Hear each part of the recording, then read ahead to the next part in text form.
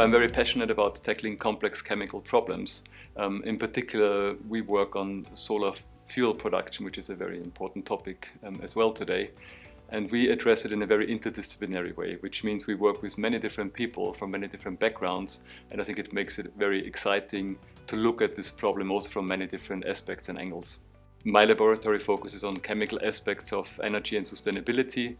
In particular, we look at ways to utilize sunlight to produce renewable fuels and sustainable energy carriers. We currently focus on two aspects. One is carbon capture and utilization. In this project, we try to convert the greenhouse gas carbon dioxide into fuels and chemicals in a sustainable process. And the second project deals with the utilization of waste, in particular biomass or plastic waste, and use it as a resource to produce green chemicals and fuels. In all of the projects, we require light absorbers that take up the energy from solar light, and this energy is then used to drive a catalytic process. And in the catalysis, either we take the carbon dioxide to make fuels, or we can really convert waste into useful chemicals and hydrogen, for example, as an energy vector.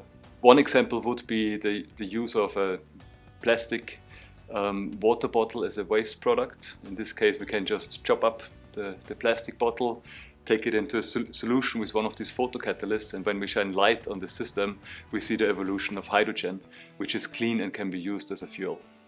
So I find it very difficult from my side to talk about impact. I think it's for the community really to judge what we have done. But I believe a speciality of our laboratory is to develop the interface of molecular catalysts with semiconductor materials to drive these catalytic processes. And that is now becoming quite an important area of research. Ultimately, I think what we really want is to contribute to a global effort. So it's a very large community that develops sunlight-driven chemistry more broadly. It's a field known as artificial photosynthesis. And I think as a collective, we try to really drive this towards application in the long-term future. In terms of application, a big advantage of making chemicals and fuels from sunlight is that these fuels can be stored. So it's very easy to put them in a tank, it's easy to transport them and use them in many different ways. You can reconvert them into electricity, you can use them as a fuel, and importantly, you can also as a chemical feedstock for the chemical industry.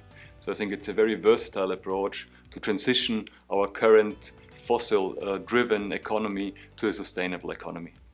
So I've been the first in my family going to university. I found this a very new experience since there was no precedent in my family. But I found I had many advantages by doing so. I think I was very self-sufficient, I was very independent and dedicated. And I felt that this at the time of university and going forward really was in my advantage. One thing I'm very enthusiastic about is to work with a very diverse set of students who come really from all sorts of life and all sorts of backgrounds from many different countries. And also we have many different expertises in the group. So it's not just chemists, but people with many different backgrounds.